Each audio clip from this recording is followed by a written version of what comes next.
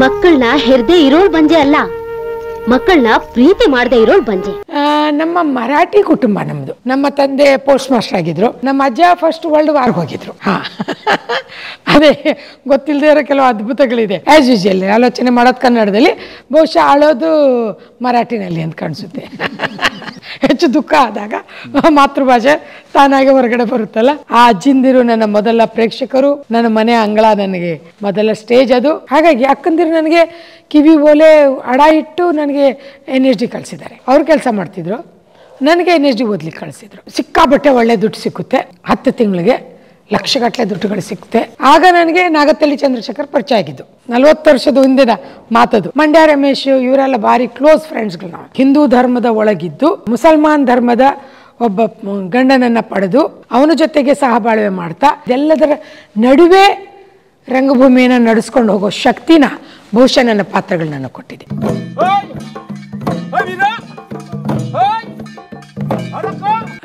ನನ್ನ ಹುಟ್ಟಿದ ಊರು ಗಾವಡಗೆರೆ ಅಂತ.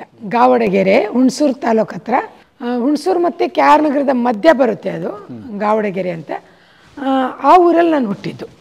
ನನ್ನ ಮೆಟ್ರಿಕ್ ಎಜುಕೇಷನ್ ಅಲ್ಲಿ ತನಕನೇ ಅಲ್ಲೇ ಆಗಿದ್ದು. SLC ಅಲ್ಲಿ ತನಕ ಆಯಿತು. ನಂತರ PUCಗೆ ನಾವು KR ನಗರ ಅಥವಾ ಹುಣಸೂರಿಗೆ ಬರಬೇಕಾಗಿತ್ತು. KR ನಗರ ಹೋದು. ಮುಂದೆ PUC ಆದ ನಂತರ ನಾನು ಸೀದಾ ಹೋಗಿದ್ದು ನೀನಾಸಂಗೆ. ಹಾಗಾಗಿ ತಮ್ಮ ಕುಟುಂಬದ ಹಿನ್ನೆಲೆ ನಮ್ಮ ಮರಾಠಿ ಕುಟುಂಬ ನಮ್ಮದು. ಮರಾಠಿ. ನನ್ನ ಹೆಸರು ಕಂಪ್ಲೀಟ್ ಹೆಸರು ಹೇಳಿದ್ರೆ ಭಾಗೀರಥಿ ಬಾಯಿ ಕದಮ್ ಅಂತ. ನಮ್ಮ ತಂದೆ ಪೋಸ್ಟ್ ಮಾಸ್ಟರ್ ಆಗಿದ್ರು ಊರಲ್ಲೇ ಗಾವಡಗೆರೆ. ಅವರ ಹೆಸರು ಅಣ್ಣಾಜಿರಾವ್ ಕದಮ್, ತಾಯಿ ಹೆಸರು ಕೃಷ್ಣಾಬಾಯಿ, ಅಜ್ಜನ ಹೆಸರು ಪಾಂಡೋಜಿರಾವ್ ಕದಮ್. ನಮ್ಮ ಅಜ್ಜ ಫಸ್ಟ್ ವರ್ಲ್ಡ್ ವಾರ್ ಹೋಗಿದ್ರು. ಅದೇ ಗೊತ್ತಿಲ್ಲದೆ ಇರೋ ಕೆಲವು ಅದ್ಭುತಗಳಿದೆ.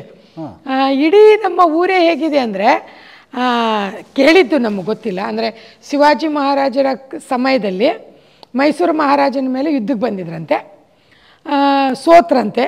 ಹಾಗಾಗಿ ಕೆಲವರೆಲ್ಲ ಮಹಾರಾಷ್ಟ್ರಕ್ಕೆ ಹೋದ್ರು ಅಥವಾ ಅಲ್ಲೇ ಉಳ್ಕೊಂಡ್ರೋ ಗೊತ್ತಿಲ್ಲ. ನಾವು ಕೆಲವು ದಿವಾನ್ವಾಡದ ಕೆಲವು ಇವರು ಯುದ್ಧ ಮಾಡೋ ಸಿಪಾಯಿಗಳು ಕಾಡು ಒಳಗಡೆ ಹೋಗ್ತಾ ನಮ್ಮೂರೇನಿದೆ ಈಗ ಗಾವಡಗೆರೆ, ಆ ಊರಲ್ಲಿ ನೆಲೆಸಿದ್ರು ಅಂತಿದೆ. ಹಾಗಾಗಿ ನಮ್ಮ ಅಜ್ಜ ಕಟ್ಟಿದ್ದೊಂದು ಪಟ್ಟಲದ ದೇವಸ್ಥಾನ ಇದೆ ಅಲ್ಲಿ ಊರಲ್ಲಿ, ವಿಠಪ್ಪನ ದೇವಸ್ಥಾನ ಇದೆ. ಈಗಲೂ ಕೆಲವು ಮದುವೆ, ಕೆಲವು ಆಚರಣೆಗಳು ಇದೆಲ್ಲ ಮರಾಠಿ ಜನಾಂಗದ ಒಂದು ಫಾಲೋ ಮಾಡ್ತಾರೆ. ಮಾತಾಡೋದು ಮರಾಠಿ ನಾವು, ಆದರೆ ಓದಿದ್ದು ಎಲ್ಲವೂ ಕನ್ನಡದಲ್ಲಿ, ಆಲೋಚನೆ ಮಾಡೋದು ಕನ್ನಡದಲ್ಲಿ ಎಲ್ಲ. ಹೇಗೋ ಆ್ಯಸ್ ಯೂಶುವಲ್ ಆಲೋಚನೆ ಮಾಡೋದು ಕನ್ನಡದಲ್ಲಿ, ಬಹುಶಃ ಆಳೋದು ಮರಾಠಿನಲ್ಲಿ ಅಂತ ಕಾಣಿಸುತ್ತೆ. ಹೆಚ್ಚು ದುಃಖ ಆದಾಗ ಮಾತೃಭಾಷೆ ತಾನಾಗೆ ಹೊರಗಡೆ ಬರುತ್ತಲ್ಲ. ಹಾಗೆ ನನ್ನ ಅನುಭವ ಬಂದಿದೆ ಅದು. ಹಾಗಾಗಿ ಎಲ್ಲ ಮಿಕ್ಸ್ ನಮ್ಮದು. ನನಗೆ ಕನ್ನಡ ಸರಿಯಾಗಿ ಬರೋದಿಲ್ಲ ಅಂತ ಗೊತ್ತಾಗಿದ್ದೆ ನನಗೆ ನೀನಾಸಂಗೆ ಹೋದಾಗ. ಅಲ್ಲಿ ತನಕ ಮಾತಾಡ್ತಾ ಇದ್ದು ಆರಾಮಾಗಿ. ನಮಗೆ ಹೇಗೆ ನಾವು ಅಲ್ಲೆಲ್ಲಿ ಮರಾಠಿ ಸೇರಿಕೊಂಡಿದೆ, ಎಲ್ಲಿ ಮರಾಠಿ ಭಾಷೆನಲ್ಲಿ ಕನ್ನಡ ಸೇರಿಕೊಂಡಿದೆ ಏನು ಗೊತ್ತಾಗ್ತಾನೆ ಇರಲಿಲ್ಲ. ಹಾಗೆ ನೀನಾಸಂಗೆ ಹೋದಾಗ ಜಂಬೆಯವ್ರು ಕೇಳಿದ್ರು, ನಿನ್ನ ಹಿನ್ನೆಲೆ ಏನು, ಮನೇಲೆ ಒಂದು ಮಾತಾಡ್ತೀರಿ ಅಂತ. ಮರಾಠಿ ಅಂತಂದೆ. ಅದು ಬೆಳಗಾಂ ಮರಾಠಿನೂ ಅಲ್ಲ ನಮ್ಮದು, ಧಾರವಾಡದ ಬೆಳಗಾಂ ಮರಾಠಿ ಮಾತಾಡಲ್ಲ. ಗಡಿ ಭಾಗದ ಮರಾಠಿ ಅಲ್ಲ. ಅಲ್ಲ ಗಡಿ ಭಾಗದ ಮರಾಠಿ ಅಲ್ವೇ ಅಲ್ಲ ನಮ್ಮದು, ಬೇರೆ ಥರನೇ ಮರಾಠಿ ಇದೆ. ಹಾಗಾಗಿ ಅದಕ್ಕೆ ನಿನ್ನ ಕನ್ನಡ ಹೀಗೆ ಅಂದಾಗ ನನಗೆ ಏನಾಯ್ತು, ನನ್ನ ಕನ್ನಡದಲ್ಲಿ ಏನು ಕುಂದಿದೆಯಪ್ಪ. ಅಲ್ಲಿಂದ ನನಗೆ ಶುರು ಆಗಿದ್ದದು ಕನ್ನಡ ಭಾಷೆ ಹೇಗೆ ಅಂತ. ಆ ನಂತರ ನೀನಾಸಂಗೆ ಹೋದ ನಂತರ ಜೀವನ ಚೇಂಜ್ ಆಗೋದು. ಒಂದು ಹಳ್ಳಿನಲ್ಲಿ ನಾವಿದ್ದಾಗ ಗಣಪತಿ ಉತ್ಸವ ತುಂಬ ಜೋರಾಗಿ ನಡೀತಾ ಇತ್ತು. ಅದು ಮರಾಠಿ ಮೂಲದಿಂದ ಬಂದಿರ್ಬೋದು ಅಥವಾ ಯಾವ ಮೂಲನೇ ಇರಲಿ, ಒಟ್ಟಿನಲ್ಲಿ ಗಣಪತಿ ಹಬ್ಬ ಜಾಸ್ತಿ ಆಗ್ತಿತ್ತು. ಆ ಟೈಮ್ನು ನಾವೊಂದು ನಮ್ಮ ಅಣ್ಣಂದಿರೆಲ್ಲ ಒಂದು ನಾಟಕ ಮಾಡ್ತಾಯಿದ್ರು. ಯಾವಾಗಲೂ ವರ್ಷಕ್ಕೊಂದು ನಾಟಕ ಮಾಡ್ತಾಯಿದ್ರು ಕನ್ನಡದಲ್ಲೇ. ನಾವೆಲ್ಲ ಚಿಕ್ಕ ಮಕ್ಕಳು ಕೂತ್ಕೊಂಡು ಕನ್ನಡ ನಾಟಕ ನೋಡ್ತಾ ಇದ್ದೋ, ಎಂಜಾಯ್ ಮಾಡ್ತಾಯಿದ್ದೋ. ನಾನು ರಿಹರ್ಸಲ್ಗೆ ಹೋಗ್ತಾಯಿದ್ದೆ. ಇಡೀ ನಾಟಕ ನನಗೆ ಬಹ್ಯಾಟ್ ಆಗಿಬಿಡ್ತಿತ್ತು. ನಾಟಕ ಮುಗ್ದೋದ್ರೂ ನಾನೊಬ್ಬಳೇ ಮನೇಲಿ ಪರ್ಫಾರ್ಮೆನ್ಸ್ ಮಾಡ್ತಿದ್ದೆ. ಹೀಗೆ ಏನೋ ಒಂದು ಚೇರ್ ಹಾಕ್ಕೊಳ್ಳೋದು, ಏನೋ ಕೂತ್ಕೊಳ್ಳೋದು, ಎಲ್ಲೋ ಮಾಡೋದು. ಇಡೀ ನಾಟಕದ ಎಲ್ಲ ಪಾತ್ರಗಳು ನನಗೆ ಬಂದ್ಬಿಟ್ಟಿತ್ತು ನೋಡಿ. ಆವಾಗ ನಮ್ಮ ಅಕ್ಕಪಕ್ಕದ ಅಜ್ಜಿರು ಮುತ್ಕಿರು ನನ್ನನ್ನು ಕರ್ಕೊಂಡು ಹೋಗೋದು. ಈ ಮಹಾಳ ಪಕ್ಷದಲ್ಲಿ ಇಡೀ ರಾತ್ರಿ ಹೋಳಿಗೆ ಮಾಡ್ತಾರಲ್ಲ, ಆಗ ನನ್ನನ್ನು ಕೂರಿಸ್ಕೊಂಡು ನೀನು ನಾಟಕ ಮಾಡು, ನಿನಗೆ ಹೋಳಿಗೆ ಕೊಡ್ತೀನಿ, ನಿನಗೆ ಬೆಲ್ಲ ಕೊಡ್ತೀನಿ, ನಿನಗೆ ಹೂರ್ಣ ಅಲ್ಲ ಹೂರ್ಣ ಕೊಡ್ತೀನಿ ಅನ್ನೋದು. ನಾವು ಹೂರ್ಣ ತಿನ್ನೋ ಆಸೆಯಿಂದ ಇಡೀ ರಾತ್ರಿ ನಾಟಕ ಮಾಡ್ತಾ ಇರೋದು ಒಬ್ಬಳೇ. ಅದು ಬಹುಶಃ ನನಗೆ ನನ್ನ ಅಂಗಳ, ನನ್ನ ಆ ಅಜ್ಜಿಂದಿರು ನನ್ನ ಮೊದಲ ಪ್ರೇಕ್ಷಕರು, ನನ್ನ ಮನೆ ಅಂಗಳ ನನಗೆ ಮೊದಲ ಸ್ಟೇಜ್, ಅದು ಹೂರಣ ಇದೆಲ್ಲ ಮೊದಲ ರೆಮ್ಯುನರೇಷನ್, ಬೆಲ್ಲಕ್ಕೆ ಮಾಡ್ತಾ ಇದ್ದವಳು. ಹಾಗಾಗಿ ಅದು ಆ ಕೀಳು ಬಹುಶಃ ಏನು ಅವ್ರಿಗೆ ಮಾಡಿ ತೋರಿಸ್ಬೇಕು, ಅವ್ರಿಗೆ ಖುಷಿ ಆಯಿತು ಅನ್ನೋದು. ಗಣಪತಿ ಹಬ್ಬದಲ್ಲಿ ಮತ್ತು ಶಿವಾಜಿ ಸಂಘ ಅಂತ ಮಾಡ್ಕೊಂಡಿದ್ದೆ ನಾವು. ಅದರಲ್ಲಿ ನಾವು ಶಿವಾಜಿ ಮಹಾರಾಜರ ನಾಟಕಗಳನ್ನ ಮಾಡ್ತಾಯಿದ್ದೋ. ಮರಾಠಿನಲ್ಲ, ಕನ್ನಡದಲ್ಲೇ. ಮರಾಠಿನಲ್ಲಿ ನಾಟಕ ಮಾಡೇ ಇಲ್ಲ, ಇದುವರೆಗೂ ಮಾಡಿಲ್ಲ ನಾನು. ಒಂದೇ ಒಂದು ಫಿಲಮ್ ಮಾಡಿದ್ದೀನಿ ಅಷ್ಟೇ. ಹಾಗಾಗಿ ಅದೆಲ್ಲ ಏನಾಗ್ತಿತ್ತು ಅಂದರೆ, ಅದೆಲ್ಲ ಬಹುಶಃ ನೀನಾಸಂ ಹೋಗಲಿಕ್ಕೆ ಇದೇನೋ. ನಮ್ಮ ಚಿಕ್ಕಣ್ಣ ಬೆಂಗಳೂರಿನಲ್ಲಿ ಓದ್ತಾಯಿದ್ರು, ಒಂದು ಜಾಬ್ ಮಾಡ್ತಾಯಿದ್ರು. ಆಗ ರಾಮೇಶ್ವರಿ ಇದ್ದಾರಲ್ಲ,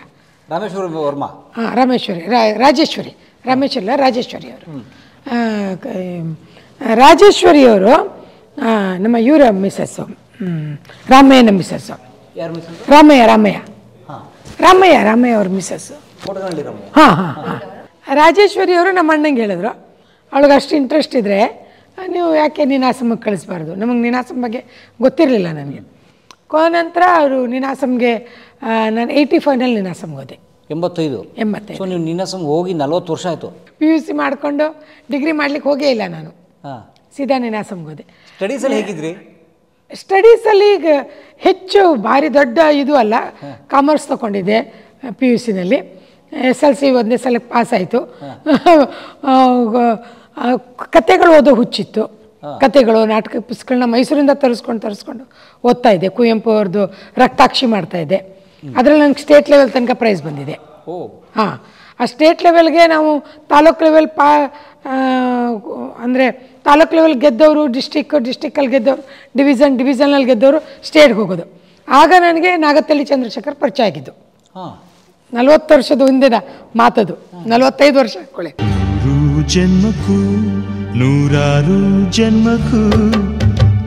ಆಗ 80, 81, 82, 83 ಈ ಟೈಮ್ನಲ್ಲಿ ನಾವೆಲ್ಲ ಪುಟ್ಟ ಹುಡುಗಿರು. ರಕ್ತಾಕ್ಷದ ಪಾತ್ರ ಭಾರಿ ಜೋರಾಗಿ ಮಾಡ್ತಾಯಿದ್ದೆ.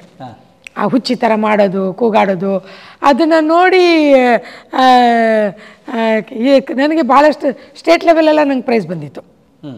ಆವಾಗ ಚಂದ್ರಣ್ಣ ಬರ್ತಿದ್ದ ಇದಕ್ಕೆ, ಯಾವುದು ಕತೆ, ಕವನಗಳು, ಹಾಡುಗಳು ಹೇಳೋದವರು, ಭಾವಗೀತೆಗಳು.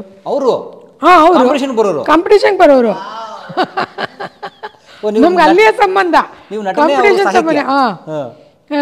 ಆವಾಗ ಡಿವಿಷನ್ಗೆ ಹೋದಾಗ ಅವ್ರ ಲೀಡರ್ ನಮಗೆಲ್ಲ ಕತೆ ಬರಿತಾ ಇದ್ರು. ಆ ಸಣ್ಣ ಕತೆಗಳು ಬರೆಯೋದನ್ನು ನಾವು ನಮ್ಮ ಪರಿಚಯ ಇರೋರು ಕತೆಗಳು ಬರ್ತಾಯಿದೆ. ಹಾಗೆ ಅದು ಬೆಳೀತಾ ನಮ್ಮೂರಿಗೆ ಬಂದಿದ್ರು ಅವರು. ಆಮೇಲೆ ನಾನು ದೊಡ್ಡವಳಾದ್ಮೇಲೆ ಅವ್ರ ಊರಿಗೆ ಹೋದೆ. ಅದು ರಂಗಾಯಣದ ನಿರ್ದೇಶಕಿ ಆಗಿದ್ದಾಗ. ಅವರು ನಾನು ಚಿಕ್ಕವಳಿದ್ದಾಗೆ ನಮ್ಮೂರಿಗೆ ಬಂದು ಚಿಕನ್ ಗಿಗನೆಲ್ಲ ತಿಂದು ನಮ್ಮೂರು ಹಳ್ಳಿ ಸುತ್ತೋದು ಭಾರಿ ಹುಚ್ಚಲ್ಲ. ಮೈಸೂರಲ್ಲಿ ಇದ್ರಲ್ಲ ಆ ಟೈಮ್. ಆ ರೀತಿಯಾಗಿ ಇದು ಆ ಕತೆಗಳು ಓದೋ ಹುಚ್ಚು ನನಗೆ ಅವರ ಕತೆಗಳಿಂದ ಬಂತು. ನಾಗತಳ್ಳಿ ಸರ್ ಕಥೆಯಿಂದ ಅಂದರೆ ನನಗೆ ಪರಿಚಯ ಇರೋರು ಕತೆ ಸುಧಾದಲ್ಲಿ ಬರ್ತಾ ಇದೆ, ಆ ಕತೆ ಓದೋದು, ಆ ಕತೆ ಹುಚ್ಚಿ ಹಿಡಿತು. ಹಾಗಾಗಿ ನಾಟಕಕ್ಕೆ ಹೋದ್ಮೇಲೆ ನನ್ನ ಇದೇ ಟರ್ನ್ ಆಗೋಯ್ತು. ನಾಟಕ ಹೋದೆ, NSD ನೀನಾಸಂನಲ್ಲಿ ತಿರುಗಾಟ ಮಾಡಿದೆ. ನೀನಾಸಂನಲ್ಲಿ ನಾನು ಅಲ್ಲಿ ಮಾಡಿದ್ದು ನಾನು ರಕ್ತಾಕ್ಷಿ ಪಾತ್ರನೇ ಇಂಟರ್ವ್ಯೂನಲ್ಲಿ. ಆಗೆಲ್ಲ ಈಗಲೂ ನಗ್ತಾರೆ, ಅದನ್ನು ಈಗಲೂ ನೆನಪಿದೆ ಕೆಲವರಿಗೆ. ಅದನ್ನು ನೋಡಿ ಹೇಗೋ ಸೆಲೆಕ್ಟ್ ಆದೆ. ಆಮೇಲಿಂದ ನಿಜವಾಗ್ಲೂ ನನಗೆ ಅರ್ಥ ಆಗಿದ್ದು ಕನ್ನಡ ರಂಗಭೂಮಿ, ರೈಟರ್ಸ್ ಯಾರ್ಯಾರು ಬರ್ತಾಯಿದ್ದಾರೆ, ಯಾರ ಕವಿತೆ, ಏನು ಕವಿತೆ. ಯಾಕಂದರೆ ನೀನಾಸಂ ಒಂದು ದೊಡ್ಡ ರಂಗಭೂಮಿ ಪ್ರಪಂಚ ಅದು.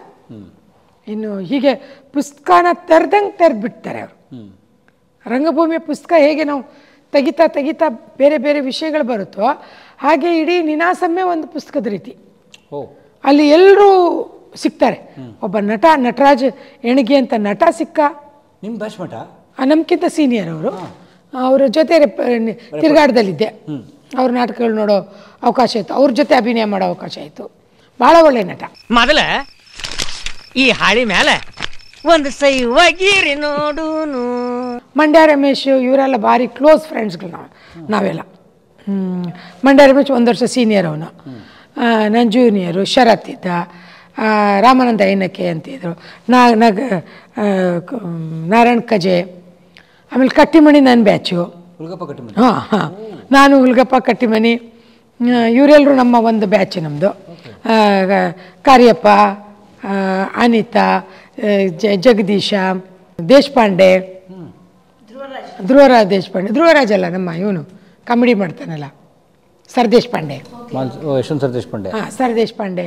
ಇವರೆಲ್ಲ ಧ್ರುವರಾಜ್ ದೇಶಪಾಂಡೆ ಎಲ್ಲ ಜೂನಿಯರ್ ನಮ್ಮ. ಸುಬ್ಬಣ್ಣವ್ರ ಪ್ರಭಾವ ಮತ್ತು ಜಂಬೆ ಅವರ ಅಭಿನಯದ ಶಿಕ್ಷಣ, ಅಕ್ಷರ ಅವರ ಇದು, ನಮ್ಮ ನಾಗರಾಜಪ್ಪ ಸರ್ ಅವರು ಮತ್ತು ಮಹಾಬಲೇಶ್ವರ ಅವರ ಇಡೀ ರಂಗ ಪ್ರಪಂಚವನ್ನು ತೆರೆದುಕೊಡ್ತಾ ಇದ್ದ ರೀತಿ, ಅಲ್ಲಿಗೆ ಬರ್ತಾ ಇದ್ದಂಥ ಜನ ಮತ್ತು ಕವಿಗಳು, ಕವಿಯತ್ರಿಯರು, ವೈದ್ಯರ ಪರಿಚಯ ಆಗಿದೆ ಅಲ್ಲಿಂದ. ಶಿವರಾಮ್ ಕಾರಂತರಿಂದ ಹಿಡಿದು ಬಿ ವಿ ಕಾರಂತರು, ಶಿವರಾಮ್ ಕಾರಂತರು, ಕಾರ್ನಾಡು, ಅನಂತಮೂರ್ತಿಯವರು, ಡಿ ಆರ್ ನಾಗರಾಜು, ಲಂಕೇಶ್ ಅವರು, ಯಾರ್ಯಾರ ಹೆಸರು ಹೇಳಿ ಎಲ್ಲ ಇದಕ್ಕೆ ಬರ್ತಾಯಿದ್ರು, ನೀನಾಸಮ್ಗೆ ಬರ್ತಾಯಿದ್ರು. ಗಿರೀಶ್ ಕಾರ್ನಾಡ್ ಪರಿಚಯ ಆಗಿದ್ದು, ಅವ್ರು ಗಿರೀಶ್ ಕಾರ್ನಾಡ್ ಅವ್ರ ಪರಿಚಯ ಆಗಿ ಅವ್ರ ಜೊತೆ ಒಂದು ಕಾನೂರು ಹೆಗ್ಗಡತಿನಲ್ಲಿ ನಾನು ಅವ್ರಿಗೆ ಗಿರೀಶ್ ಕಾರ್ನಾಡ್ ಅವರ ವಿರುದ್ಧವಾಗಿ ಅವರ ಹೆಂಡತಿ ಪಾತ್ರ ಮಾಡಿದೆ. ಕಾನೂರು ಹೆಗ್ಗಡತಿ ಸಿನಿಮಾದಲ್ಲಿ ತಾರಾ ಮಾಡಿದ್ಲು, ಹಿಂದಿ ಸೀರಿಯಲ್ನಲ್ಲಿ ನಾನು ಮಾಡಿದ್ದೆ.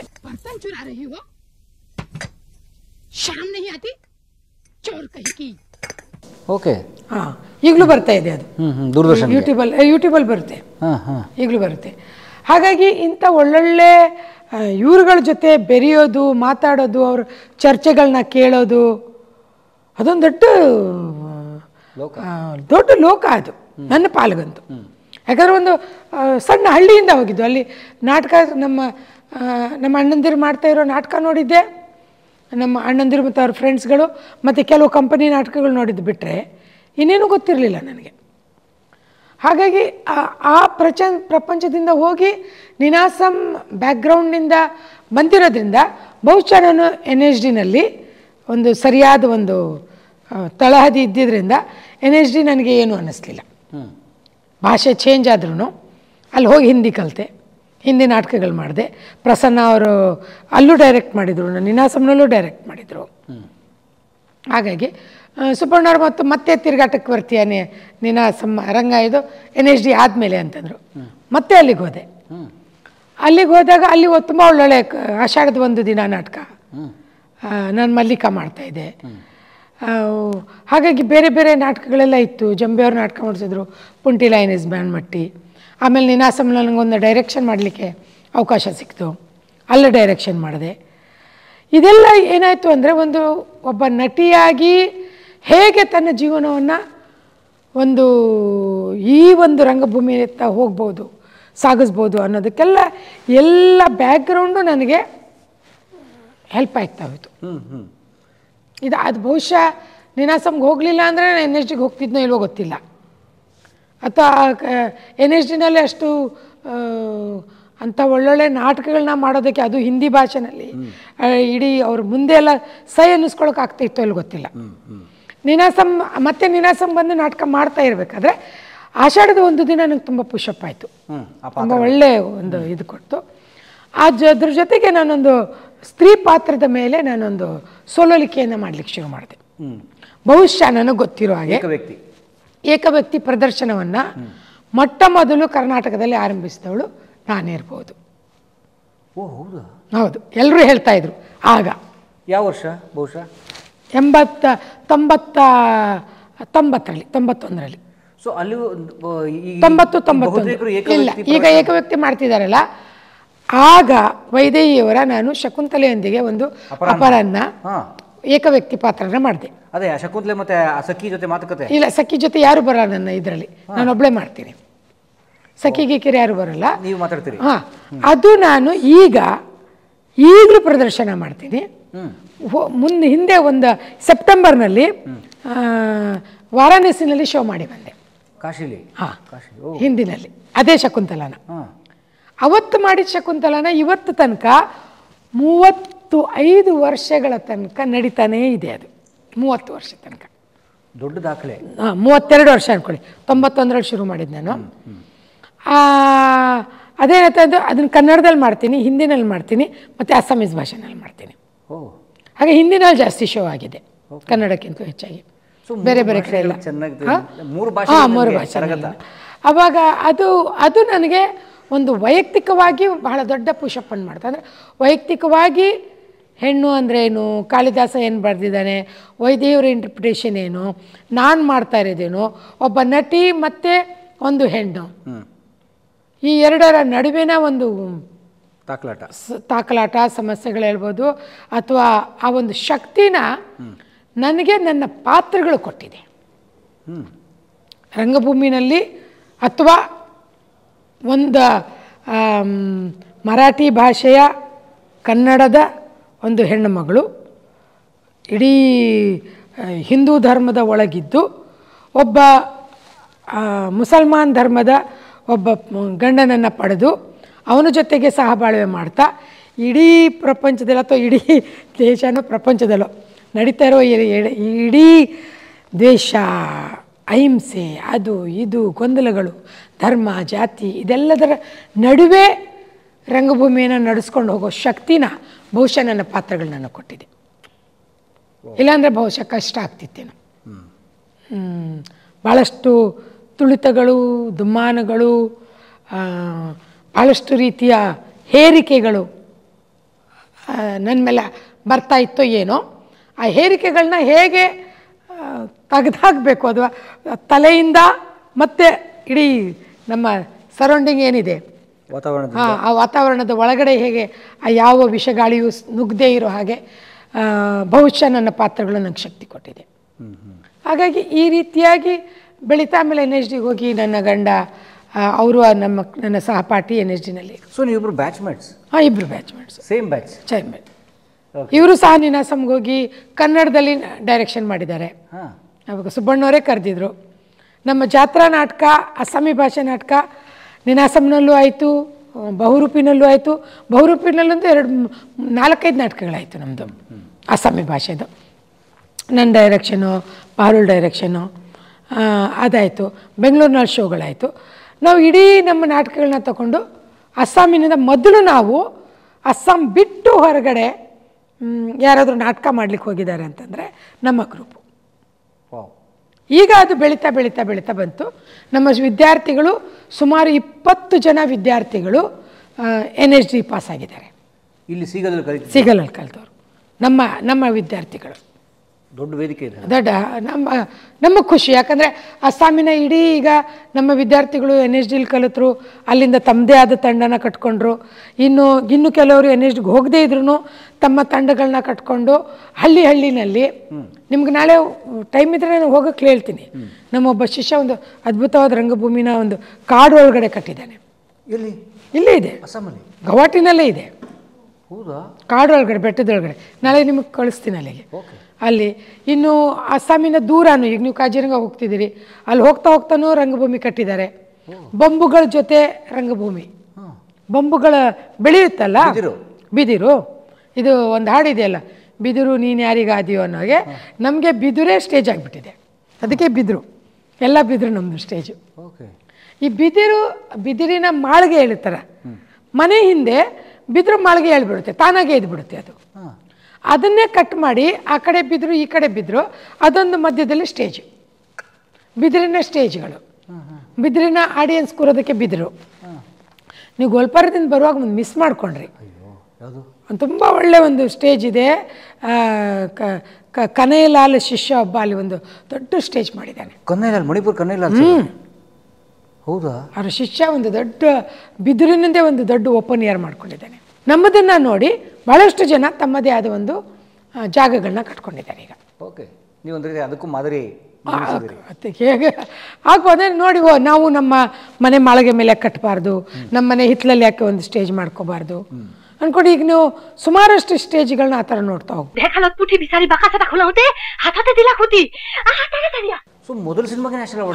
ಮೊದಲನೇ ಸಿನಿಮಾಗೆ ನ್ಯಾಷನಲ್ ಅವಾರ್ಡ್ ಬಂದಿದೆ. ಅದು ಅಸ್ಸಾಮೀಸ್ ಭಾಷೆನಲ್ಲಿ. ಶಾಂತನಾ ಬಾರ್ತೋಲಿ ಅಂತ, ಅದಜ್ಜು ಅಂತ ಫಿಲಮು. ಆ ಅದಜ್ಜ ಫಿಲಮ್ ಬಂದಾಗ ನನಗೆ ಅವಾರ್ಡ್ ಬಂದಾಗ ಆ ಟೈಮ್ನಲ್ಲಿ ಪಾಲ್ಕೆ ಅವಾರ್ಡ್ ಬಂದಿತ್ತು. ನಮ್ಮೆಲ್ಲರ ಮೆಚ್ಚಿನ, ಅಂದರೆ ನನಗಂತೂ ಚಿಕ್ಕಂದ್ರಿಂದ ಅದು ಹುಚ್ಚಿತ್ತು ರಾಜ್ಕುಮಾರನ್ನ ನೋಡೋದು. ಅವರ ಕೈಯಿಂದ ನಾನು ಆ ಅವಾರ್ಡನ್ನು ಪಡೆದೆ. ಆಗ ನನಗೆ ಆದ ಸಂತೋಷ ಬಹುಶಃ ಯಾವತ್ತೂ ಆಗಿರಲಿಲ್ಲ ಅಂತ ಕಾಣುತ್ತೆ. ಒಂದು ಥ್ರಿಲ್ ಆಗಿಬಿಟ್ಟಿತ್ತು. ನಾನು ರಾಜ್ಕುಮಾರ್ ಅವರಿಂದ ಅವ್ರ ಕೈಯಿಂದ ನಾನು ಅಸ್ಸಾಮಿ ಭಾಷೆಯ ಫಿಲಮ್ಗೆ ಅವಾರ್ಡ್ ತೊಗೊಳ್ತಾ ಇದ್ದೀನಿ. ಅದೊಂದು ದೊಡ್ಡ ಒಂದು ಒಳ್ಳೆ ಮೆಮೊರಿ ಅದು. ಅವರು ಶಿವಣ್ಣನ ಜೊತೆ ನಾನು ಸಿನಿಮಾ ಮಾಡುವಾಗಲೂ ನಾನು ಶಿವಣ್ಣವ್ರಿಗೂ ಇದು ಹೇಳಿದ್ದೆ. ಅವ್ರಿಗೆ ಭಾರಿ ಖುಷಿ ಆಗ್ಬಿಟ್ಟು, ಇದು ಸಂತೆಯಲ್ಲಿ ನಿಂತ ಕಬೀರ, ಅದರಲ್ಲಿ ಶಿವಣ್ಣನ ತಾಯಿ ಪತ್ರ ಮಾಡಿದ್ದೆ. ಆಮೇಲೆ ಮಿಸ್ಸಿಂಗ್ ಬಾಯ್ನಲ್ಲಿ ಅದನ್ನು ನೋಡಿಬಿಟ್ಟು ಶಿವಣ್ಣವರೇ ಹೇಳಿದ್ರಂತೆ, ಆಕೆನ ಮಿಸ್ಸಿಂಗ್ ಬಾಯ್ನಲ್ಲಿ ತಾಯಿ ಪತ್ರಕ್ಕೆ ಹಾಕ್ಕೊಳ್ಳಿ ಅಂತ ಅದು ಹೇಳಿದ್ರು. ಮತ್ತು ಬಾಬು ನನಗೆ ತುಂಬ ಒಳ್ಳೆಯ ಅವಕಾಶನ ಕೊಟ್ಟಿದ್ದಾರೆ. ನರೇಂದ್ರ ಬಾಬು ಅವ್ರು ಕನ್ನಡದಲ್ಲಿ ಅವ್ರು ಕರೆದಿರು ಇದಕ್ಕೆ. ಅಗಸಿ ಪಾರ್ಲರ್ ಅಂತ ನಮ್ಮ ಮಾಲ್ತೇಶ್ ಅಂತ ಚಿಕ್ಕ ಹುಡುಗ, ಅವನು ಅಗಸಿ ಪಾರ್ಲರ್ ಮಾಡ್ದ. ಆಗ ಅಗಸಿ ಪಾರ್ಲರ್ ನನಗೆ ಸ್ಟೇಟ್ ಅವಾರ್ಡ್ ಬಂತು. ಆಗ ಸ್ಟೇಟ್ ಅವಾರ್ಡ್ ತೊಗೊಂಡಿದ್ದೆ. ಹಾಗಾಗಿ ಈಗ ಸದ್ಯಕ್ಕೆ ಒಡಲಾಳ ನಾಟಕ ಮಾಡಿಸ್ತಾ ಇದ್ದೀನಿ ಅಸ್ಸಾಮಿ ಭಾಷೆನಲ್ಲಿ, ವ್ಯಥೆ ಅಂತ. ಒಡಲಾಳ ಶಬ್ದವನ್ನು ಅಸ್ಸಾಮಿ ಭಾಷೆಗೆ ಅಥವಾ ಹಿಂದಿಗೆ ಅನುವಾದ ಮಾಡೋದೇ ಕಷ್ಟ, ಹಾಗಾಗಿ ವ್ಯಥೆ ಅಂತ ಹಾಕಿದ್ದೀನಿ. ಆದರೂ ವ್ಯಥೆ ಒಡಲಾಳದಷ್ಟು ಗಟ್ಟಿತನ ಬರೋದಿಲ್ಲ. ಆದರೆ ಒಡಲಾಳ ಕೊಡೋ ಗಟ್ಟಿತನ ಏನಿದೆ, ಪದಕ್ಕಿರೋ ಅರ್ಥ ಏನಿದೆ, ಆ ಅರ್ಥ ಹುಟ್ಟಿಸದೇ ಇದ್ರೂ ವ್ಯಥೆ, ಹಸಿವು, ಆ ನೋವು, ಐದು, ಆ ಆಳ, ಅದ್ರ ಆ ಒಂದು ಇದೆ ಅಂದ್ಕೊಂಡು ಅದನ್ನು ಹಾಕಿದ್ದೀನಿ. ಅದು ಈ ವರ್ಷ ನಾವು ಡೆಲ್ಲಿನಲ್ಲೂ ಸಹ ಪ್ರದರ್ಶನ ಮಾಡ್ತಾಯಿದ್ದೀವಿ. 2 ಭಾಷೆನಲ್ಲಿ ಮಾಡ್ತಾಯಿದ್ದೀವಿ ಅದನ್ನು, ಹಿಂದಿ ಮತ್ತು ಅಸ್ಸಾಮೀಸಲ್ಲಿ. ಹಾಗಾಗಿ ನನಗೆ ಖುಷಿ. ಒಡಲಾಳ ಮಾಡುವಾಗ್ಲೂ ಸರ್ ಹತ್ರ ನಾನು ಪರ್ಮಿಷನ್ ತೊಗೊಂಡಿದ್ದೆ. ದೇವನೂರವರು ನಮ್ಮ ಅಣ್ಣನ ಗೆಳೆಯರು. ರಾಜು ಕ್ಷೀರ್ಸಾಗರ್ ನಮ್ಮ ಅಣ್ಣನ ಗೆಳೆಯ. ನಮ್ಮ ದೇವನೂರು ಸರ್, ರಾಜು ಕ್ಷೀರ್ಸಾಗರ್ ಎಲ್ಲರೂ ನಮ್ಮ ಮನೆಗೆ ಬಂದಿದ್ದರು ಚಿಕ್ಕಂದ್ರಲ್ಲಿ, ಚಿಕ್ಕ ಹುಡುಗಿದಾಗ. ಆ ನೆನಪು ದೇವನೂರು ಸರ್ಗೂ ಇದೆ. ಅದು ನನಗೆ ಆಶ್ಚರ್ಯ ಆಗಿದ್ದು. ನಮ್ಮ ಮನೆಗೆ ಬಂದು ಊಟ ಮಾಡಿದ ಅವ್ರಿಗೂ ನೆನಪಿದೆ. ಹಾಗಾಗಿ ಅವ್ರು ಸಿಕ್ಕಾಗೆಲ್ಲ ಈ ಮಾತುಗಳು ನಡೀತಾ ಇರುತ್ತೆ. ಹಾಗಾಗಿ ಈ ರೀತಿಯಾದ ಒಂದು ವಾತಾವರಣನ ಎಷ್ಟು ಸಾಧ್ಯ ಆಗುತ್ತೋ ಅಷ್ಟನ್ನ ಕರ್ನಾಟಕದಲ್ಲಂತೂ ಇನ್ನೂ ಭಾಳಷ್ಟು ಥಿಯೇಟ್ರ್ಗಳು ನಡೀತಾ ಇದೆ. ಇಲ್ಲಿ ನಿಮಗೊಂದು ಬ್ರಹ್ಮಮನ್ ಥಿಯೇಟ್ರ್ ನಡೀತಾ ಇದೆ. ಅದೊಂದು ಅದ್ಭುತವಾದ ಥಿಯೇಟರು. ನಮ್ಮ ಗಂಡ ಕೆಲವು ವರ್ಷ ಬ್ರಹ್ಮಮನ್ ಥಿಯೇಟ್ರಲ್ಲಿತ್ತು. ಸಿಕ್ಕಾಬಟ್ಟೆ ಒಳ್ಳೆ ದುಡ್ಡು ಸಿಕ್ಕುತ್ತೆ. 10 ತಿಂಗಳಿಗೆ ಲಕ್ಷಗಟ್ಟಲೆ ದುಡ್ಡುಗಳು ಸಿಗುತ್ತೆ. ಬ್ರಹ್ಮಮನ್ ಕಂಪನಿ ಥಿಯೇಟ್ರ್ಗಳು ನಡೀತಾ ಇದೆ ಇಲ್ಲಿ, ಈ ಊರಲ್ಲೇ ನಡೀತಾ ಇದೆ, ನಾಳೆನೂ ಇದೆ. ಅದು ಟೋಟಲಿ ಕಮರ್ಷಿಯಲ್ ಫಿಲಮು ಥಿಯೇಟರ್. ದೊಡ್ಡ 2 ಸ್ಟೇಜು, ಈ ಕಡೆ ಒಂದು ಸ್ಟೇಜು, ಈ ಕಡೆ ಒಂದು ಸ್ಟೇಜು. ಈ ಕಡೆ ಸ್ಟೇಜ್ ನಾಟಕ ಆಗ್ತಾ ಇರುತ್ತೆ, ಈ ಕಡೆ ಸ್ಟೇಜ್ ಸಟ್ ಚೇಂಜ್ ಆಗ್ತಾ ಇರುತ್ತೆ. ಇದು ಹೇಳುತ್ತೆ, ಈ ಕಡೆ ಸ್ಟೇಜ್ ಶುರು ಆಗುತ್ತೆ. ಅದ್ಭುತ, ನೀವು ನೋಡಲೇಬೇಕು. ನಾನು ಅದಕ್ಕೆ ಟೈಮ್ ಇದ್ರೆ ಹೋಗಿ ನೋಡ್ಕೊಂಡು ಬನ್ನಿ ಅಂತ ಹೇಳಿದೆ. ಅಂದರೆ ಉದಾಹರಣೆಗೆ ನಮ್ಮ ಕಂಪನಿ ನಾಟಕ ಇದೆಯಲ್ಲ, ಅದಕ್ಕಿಂತಲೂ ದೊಡ್ಡದು 2 ಸ್ಟೇಜು ಒಟ್ಟಿಗೆ 30-40 2 ಸ್ಟೇಜ್ ಅಂದರೆ 70 ಆಗೋಯ್ತಲ್ವಾ. ಹಾಗೆ ಸಟ್ ಚೇಂಜ್ ಹೇಗಾಗುತ್ತೆ, ಅಲ್ಲಿ ಏನಾಗುತ್ತೆ, ಆ ರೀತಿ ಅಲ್ಲಿ ಕಂಪನಿಲಿದ್ದರು. ನಾನು ಅವ್ರ ಜೊತೆ ತಿರುಗಾಡಿದೆ. ಹಾಗಾಗಿ ಅಸ್ಸಾಮಿನ ಜಾಗ್ರಫಿ ಅರ್ಥ ಆಯಿತು, ಅಸ್ಸಾಮಿನ ಜನ ಅರ್ಥ ಆದರು, ಅಸ್ಸಾಮಿ ಭಾಷೆ ಕಲಿಯೋಗಾಯಿತು. ಅಸ್ಸಾಮಿ ಭಾಷೆನಲ್ಲಿ ನಾನಿವಾಗ ಕಮಲಾದೇವಿ ಚಟ್ಟೋಪಾಧ್ಯಾಯರ ಬಗ್ಗೆ ಮಾಡ್ತೀನಿ. ವೈದೇಹಿಯವರು ಬರೆದಿರೋದು ವೈದೇಹಿ ಕಥೆಗಳನ್ನ ನಾವು ಮಾಡ್ತಾಯಿರ್ತೀವಿ. ಹೀಗಾಗಿ ಭಾಳಷ್ಟು ನಾಟಕಗಳು ಇದು. ಮತ್ತು ಅಸ್ಸಾಮಿ ಸಿನಿಮಾದಲ್ಲಿ ಮಾಡ್ತೀನಿ. ಹೆಚ್ಚು ಸಿನಿಮಾ ಅಲ್ಲ, ಅಸ್ಸಾಮಿ ಸಿನಿಮಾ ಏನು ದೊಡ್ಡ ಇಂಡಸ್ಟ್ರಿ ಅಲ್ಲ ಅದು. ಸೌತ್ ಹಾಗೆ ತುಂಬ ಪುಟ್ಟ ಇಂಡಸ್ಟ್ರಿ, ಆದರೆ ತುಂಬ ಒಳ್ಳೊಳ್ಳೆ ಫಿಲಮ್ಗಳಾಗುತ್ತೆ. ನಾನೇ ಈಗ ಒಂದು ನಮ್ಮ ಗಂಡ ಡೈರೆಕ್ಟ್ ಮಾಡಿದ ಒಂದು ಫಿಲಮ್ ಇತ್ತು, ಅದಕ್ಕೆ ನನಗೆ ಇಂಟರ್ನ್ಯಾಷನಲ್ ಅವಾರ್ಡ್ ಬಂತು. ನನ್ನ ಅಭಿನಯಕ್ಕೆ ಸ್ಟೇಟ್ ಅವಾರ್ಡು ಬಂತು. ಅದಕ್ಕೆ ಒಂದು ಪ್ರಾಗ್ ಒಂದು ಚಾನಲ್ ಇದೆ, ಆ ಅವಾರ್ಡು ಸಿಕ್ತು ನನಗೆ. ಮಿಸ್ಸಿಂಗ್ ಬಾಯ್ಗೆ ಕರ್ನಾಟಕದಲ್ಲಿ ಕ್ರಿಟಿಕ್ ಅವಾರ್ಡ್ ಸಿಕ್ತು ಇದು. ಹಾಗಾಗಿ ಏನು ನನ್ನ ಇದೋ ಏನೋ ಗೊತ್ತಿಲ್ಲ, ಫಿಲಮ್ ಮಾಡಿದ್ರೆ ಥ್ಯಾಂಕ್ ಗಾಡ್ ಅವಾರ್ಡ್ಗಳು ಸಿಗ್ತೈತೆ. ಅವಾರ್ಡ್ಗಳಾದರೂ ಸಿಕ್ಕುತ್ತೆ. ಜನ, ಇಲ್ಲಿಯ ಜನ ತುಂಬ ಅದ್ಭುತವಾದ ಜನ, ತುಂಬ ಚೆನ್ನಾಗಿ ನಾಟಕ ನೋಡ್ತಾರೆ. ಸೊ ಹೇಗಿದೆ ಅಸ್ಸಾಮಲ್ಲಿ ನಾಟಕ? ಬ್ರಿಲಿಯಂಟ್. ನೀವತ್ತು ಬ್ರಹ್ಮಮನ್ ಥಿಯೇಟ್ರಿಗೆ ಹೋಗಿ ನೋಡ್ಕೊಂಡು ಬನ್ನಿ, ನಿಮಗೆ ಅರ್ಥ ಆಗುತ್ತೆ. ನಾಟಕ ನೋಡೋ ಒಂದು ಪರಂಪರೆನೇ ಇಲ್ಲಿ ಸೃಷ್ಟಿಯಾಗಿದೆ. ಅದು ಬಹುಶಃ ಇಲ್ಲಿಯ ಗುರು ಶಂಕರದೇವರಿಂದ ಶುರುವಾಗಿದೆ. ಹಾಂ ಶಂಕರದೇವ್ ಇಲ್ಲಿಂದ 15ನೇ ಶತಮಾನದ ಒಬ್ಬ ಗುರು, ಸಂತ ಗುರು. ಅವರು ಇಡೀ ಇಂಡಿಯಾನ ಸುತ್ತಿ ಬಂದು ತಮ್ಮದೇ ಆದ ಒಂದು ಭಾಷೆಯಲ್ಲಿ ಒಂದು ಥಿಯೇಟ್ರನ್ನ ಶುರು ಮಾಡಿದ್ರು. ಓ ರಂಗಭೂಮಿ ಕ್ಷತ್ರಿಯ ಫಾರ್ಮಲ್ಲಿ ಒಂದು ಭಾವನಾ ಅಂತ ಶುರು ಮಾಡಿದ್ರು. ಆ ಪರಂಪರೆ ಇಲ್ಲಿಗೆ ಒಂದು ಅಸ್ಸಾಮಿ ಅಂತಲ್ಲ, ನಾರ್ತ್ ಈಸ್ಟ್ಗೆ ನಾಟಕ ನೋಡುವ ಒಂದು ಪರಂಪರೆ, ಅದು ಭಕ್ತಿ ಪಂಥದ ಥರ ಇದೆ. ಭಕ್ತಿಯಾಗಿ ನಾಟಕವನ್ನು ನೋಡ್ತಾರೆ. ಭಕ್ತ ಪಂಥದ ಪರಂಪರೆ ಅವರು ನಾಟಕದ ಮೂಲಕ ಶುರು ಮಾಡಿದ್ರು, ಕೃಷ್ಣನ ವಂದನೆಗಳನ್ನ. ಹಾಗಾಗಿ ಮಹಾಭಾರತ ರಾಮಾಯಣದ ಕಥೆಗಳು ಜಾಸ್ತಿ ಇದೆ ಅವರಲ್ಲಿ.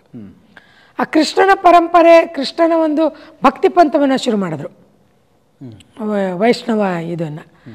ಅದು ಈಗಲೂ ಆ ನಾಟಕಗಳು ನಡೆಯುತ್ತೆ. ಮಗಳು ಈಗಲೂ ಜನ ನಾವು ಮಾಡೋ ನಾಟಕಗಳನ್ನು ಸಹ ಭಾಳ ಭಕ್ತಿಯಿಂದ ನೋಡ್ತಾರೆ. ಈ ಸಾಮಾಜಿಕ ನಾಟಕಗಳು ಇವತ್ತಿನ ವಿಷಯಗಳು ಉದಾಹರಣೆ ಜೊತೆಗಿರುವ ಹೌದು ಹೌದು. ಅದೇನು ಭಕ್ತಿ. ನಾನು ಇನ್ನೊಂದು ದ ಲೆಸನ್ ಅಂತ ಮಾಡ್ತೀನಿ. ಆ ಹುಡುಗಂಗೆ ಹುಷಾರಿಲ್ಲ ಅಂತ ಹೇಳಿದ್ರೆ ಸ್ವಲ್ಪ ಹೊಟ್ಟೆ ನೋವು ಬರ್ತಿದೆ ಅಂದರೆ, ಇಲ್ಲಾಂದ್ರೆ ಒಂದು ನಾಟಕ ಸಂಡೇ ಶೋ ಇದೆ ನಮಗೆ, ಲೆಸನ್ ಥರ ನಾಟಕಗಳನ್ನು ನೋಡ್ತಾರೆ. ಯೂಜಿನ್ ಐನೋಸ್ಕನ ಲೆಸನ್ ಸೀಗಲ್ ಆಗಿದೆ ಇಲ್ಲಿ. ಅಂದರೆ ಕೆಲವು ಅಬ್ಸ್ಟ್ರಾಕ್ಟ್ ಅಸಂಗತ ನಾಟಕಗಳು ಇಲ್ಲೇ ಆಗಿದೆ ನಮ್ಮ ಇದರಲ್ಲಿ.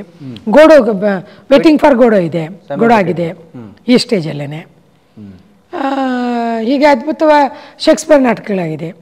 Julius Caesar, Macbeth, midsummer night dreams, merchant of Venice, ಇಬ್ಸನಿನ ನೋರಾ ನಾಟಕ ಆಗಿದೆ, ಚೆಕ್ಕವ್ನ ಸೀಗಲ್ ಆಗಿದೆ, ಚೆಕ್ಕವ್ನ ಕಥೆಗಳ ನಾಟಕ ಆಗಿದೆ. ನಮ್ಮ ಸ್ಟೂಡೆಂಟ್ಸ್ಗಳು ಚೆಕ್ಕವ್ನ ಕಥೆಗಳು ಸಹ ಮಾಡ್ತಾರೆ. ಇದೆ ಆ್ಯಂಟೋ ಚೆಕ್ಕನ ಕಥೆಗಳು ನಾವು ಸೀಗಲ್ ಮಾಡಿದ್ದೀವಿ. ಈ ರೀತಿಯಾಗಿ ಅಂದರೆ ನಾವು ಸಾಮಾನ್ಯವಾಗಿ ಹಿಂದಿ, ಕನ್ನಡ, ಮರಾಠಿ ನಾಟಕದ ಅನುವಾದ ಚಿರಬಂದಿವಾಡ ಆಗಿದೆ, ಮರಾಠಿ ಅವ್ರದ್ದು ತೆಂಡೂಲ್ಕರ್ ಅವ್ರದ್ದು ನಾಟಕಗಳಾಗಿದೆ. ಮರಾಠಿ ನಾಟಕ ಮತ್ತು ಅಸ್ಸಾಮಿ ನಾಟಕ, ಹಿಂದಿ ನಾಟಕಗಳು ಅನುವಾದ ಮಾಡಿ ಅಸ್ಸಾಮೀಸಲ್ಲೂ ಮಾಡ್ತೀವಿ, ಹಿಂದಿನಲ್ಲೂ ಮಾಡ್ತೀವಿ. ಮತ್ತು ಶೇಕ್ಸ್ಪಿಯರ್ ನಾಟಕ ಅಂತ ಮಾಡ್ತಾರೆ, ಇದು ನಾಟಕಗಳು. ಈ ರೀತಿಯಾಗಿ ಎಲ್ಲ ಪ್ರದೇಶದ, ಎಲ್ಲ ಪ್ರಪಂಚದ ಕೆಲವು ನಾಟಕಗಳು ತರಲಿಕ್ಕೆ ನಾವು ತಾವು ಆವಾಗಲೇ ಪ್ರಸ್ತಾಪಿಸಿದ್ರೆ, ಈಗ ರಂಗಭೂಮಿಯ ನಾಟಕದ ಕೆಲವು ಪಾತ್ರಗಳು ನಿಮ್ಮನ್ನು ಈ ಸಮಾಜ ಹೇರುವ ಅನೇಕ ವಿಚಾರಗಳಿಂದ ನಿಮ್ಮನ್ನು ಆದಷ್ಟು ಆ ಪಾತ್ರಗಳೇ ನಿಮ್ಮನ್ನು ದೂರ ಕರ್ಕೊಂಬಂತು ಅನ್ನೋ ಥರ ಹೇಳಿದ್ರಿ. ಕೆಲವರು ಮಾತಾಡ್ಬೋದಾ, ಈ ಸಮಾಜ ಒಂದು ಹೆಣ್ಣಿನ ಮೇಲೆ ಏನನ್ನು ಹೇರಕ್ಕೆ ಪ್ರಯತ್ನ ಪಡುತ್ತೆ? ಓಕೆ, ಒಂದು ನಿಮ್ಮ ಇದಕ್ಕೆ ಉತ್ತರ ಕೊಟ್ಬಿಡ್ತೀನಿ. ಬರೀ ತಾಯಿ ಮನೆ ಅಷ್ಟೇ ಅಲ್ಲ, ನೀನಾಸಮ್ ಕಳಿಸಿದ್ದು ನಮ್ಮ ಅಣ್ಣನೇ ಒಂದು ಅಣ್ಣ ಕಳಿಸಿದ್ದ, ಇನ್ನೊಂದು ಅಣ್ಣ ಕರ್ಕೊಂಡು ಹೋದ ಅಲ್ಲಿಗೆ ಇರುವಂಥ, ಇನ್ನೊಂದು ಅಣ್ಣ ದುಡ್ಡು ಕಳಿಸ್ತಾಯಿದ್ರು. ಹಾಗಾಗಿ ಅಕ್ಕಂದಿರು ನನಗೆ ಕಿವಿ ಓಲೆ ಅಡ ಇಟ್ಟು ನನಗೆ NSD ಕಳಿಸಿದ್ದಾರೆ. ಅವರು ಅಡ ಇಟ್ಬಿಟ್ಟು ಅವ್ರು ಕೆಲಸ ಮಾಡ್ತಿದ್ರು, ನನಗೆ NSD ಓದ್ಲಿಕ್ಕೆ ಕಳಿಸಿದ್ರು. ಹಾಗಾಗಿ ನಾನು ಚಿನ್ನದ ಕಿವಿ ಓಲೆ ಅಂತ ಮುಟ್ಟಿದ್ದೆ ನಾನು NSDನಲ್ಲಿದ್ದಾಗ. ನಮ್ಮ ಅಕ್ಕನೇ ಮಾಡ್ಕೊಂಡು ಬಂದು ಕೊಟ್ಟಿದ್ರು. ಅಂದರೆ ಅಷ್ಟು, ಅಂದರೆ ಇದಂತಲ್ಲ, ಬಡತನ ಅಂತಲ್ಲ, ತುಂಬ ದೊಡ್ಡ ಶ್ರೀಮಂತರಂತೆ ನಾವು. ಆದರೆ ನಾವು 9 ಮಕ್ಕಳಾಗ್ಬಿಟ್ಟು, ನಮ್ಮ ತಂದೆ ಗಾಂಧಿವಾದಿಗಳಾಗ್ಬಿಟ್ಟು ಎಲ್ಲವನ್ನು ದಾನ ಮಾಡಿಬಿಟ್ಟಿದ್ದಾರೆ. ಎಲ್ಲವೂ ದಾನ ಮಾಡ್ತಾಯಿದ್ರು ಅವರು, ಒಂದೇ ಎರಡಲ್ಲ. ಅವ್ರಿಗೊಂದೇ ಹುಚ್ಚಿದ್ದಂದರೆ ಎಲ್ಲ ಮಕ್ಳಿಗೂ ಎಜುಕೇಷನ್ ಮುಖ್ಯ ಅನ್ನೋದು. ನಾನು SLC ಪಾಸ್ ಆದಾಗ ಅವ್ರಿಗೆ ಭಾರಿ ಖುಷಿ. ನನ್ನ ಚಿಕ್ಕ ಮಗಳು SLC ಪಾಸ್ ಆಗಿಬಿಟ್ಲು ಅಂದರೆ ಎಲ್ಲರೂ ಓದಿಸಿದ್ದಾರೆ, 9 ಮಕ್ಕಳೂ ಓದಿಸಿದ್ದಾರೆ. ಆ ಒಂದು ಇದಿತ್ತಲ್ಲ, ಓದಿಸೋದು ಮಾಡೋದು, ಯಾವ ಇದು ಗೊತ್ತಿಲ್ಲ, ವ್ಯಾಪಾರದ ಬಗ್ಗೆ ಗೊತ್ತಿಲ್ಲ, ಏನೂ ಗೊತ್ತಿಲ್ಲ. ಪೋಸ್ಟ್ ಮಾಸ್ಟ್ರು ಬರ್ತಾ ಇದ್ದಿದ್ದು ಸಂಬಳ ಎಷ್ಟು? 15 ರೂಪಾಯಿ. ಇದ್ದದ್ದು ಜಮೀನು ಎಲ್ಲ ಭೂ ಚಳಿವಣ್ಣಿನಲ್ಲಿ ನಮ್ಮ ಜಮೀನೆಲ್ಲ ಹೊರಟೋಯ್ತು ನಮ್ಮದು. ಆನಂತರ ನಾವು ಕಷ್ಟ ನೋಡಿದ್ದೀವಿ 74ರ ನಂತರ. ಹಾಂ, ಅಂದರೆ ನಾನು ಚಿಕ್ಕವಳಿದ್ದಾಗ ಇಡೀ ಮನೆ ತುಂಬ ಭತ್ತದ ಮೂಟೆ ನೋಡಿದವಳು 10 ರೂಪಾಯಿ ಕೊಟ್ಟು ಅಕ್ಕಿ ಕೊಂಡ್ಕೊಂಡು ನಾವು ಊಟ ಮಾಡಿದ್ದಿದೆ. ಜಮೀನು ಹೋಗಿದೆ ಅದು. ಅದೇ ಶಾಕಲ್ಲಿ ನಮ್ಮ ತಂದೆಗೂ ಹಾರ್ಟ್ ಅಟ್ಯಾಕು ಆಗೋಯ್ತು.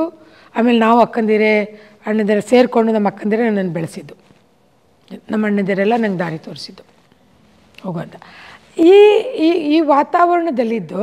ಆದರೆ ಮದುವೆಯಾಗಿ ನಾನು ಇದಕ್ಕೆ ಬಂದಾಗ ಗಂಡನ ಮನೆಗೆ ಬಂದಾಗ ಬಂದಾಗ ನಿಜ ಮಾ ಆಫ್ ಕೊರಿ ವಾ ಬಾಬಾ ಜೋ ಮಾ ಆಫ್ ಕೊರಿ. ಹಾಂ ಅಲ್ಲ ನಾನು ಲೈಟ್ ಆಫ್ ಮಾಡ್ತೀನಿ, ನೀವು ಹೋಗಿ ಅಂದೆ. ಹೋಗಿ ಲೇಟ್ ಆಗುತ್ತೆ, ಹೋಗ್ರಪ್ಪ.